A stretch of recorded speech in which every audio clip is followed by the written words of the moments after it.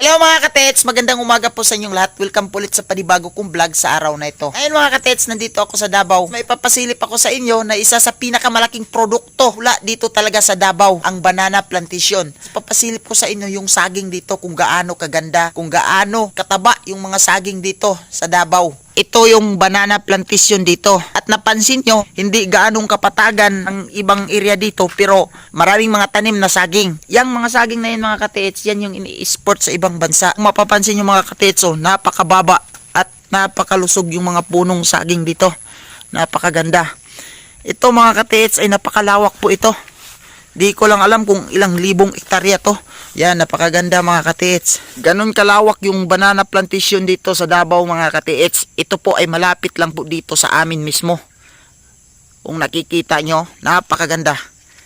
Napakaganda yung mga saging. Napakalusog. Isa ito sa pinakamalaking produkto dito sa Davao. Yung mga saging mga katits. Kita yung bunga nito. Napakahaba hindi pa binalot.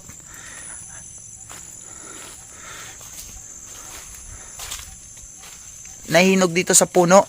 Hindi ito kinakain. Tinatapon lang.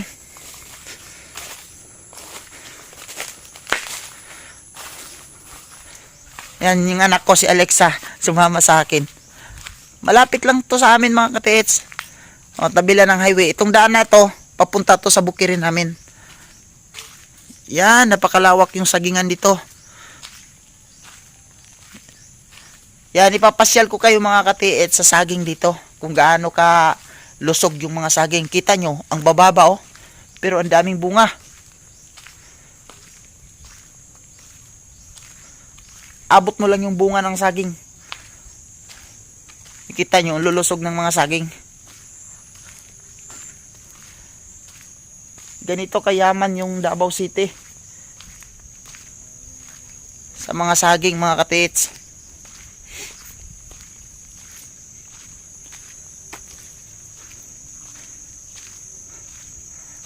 Yun, napakaraming bunga.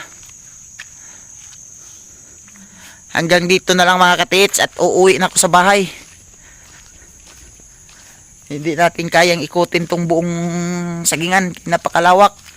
Napakaganda mga katits. Ang bababa lang ng mga saging pero ang bunga, ang lalaki.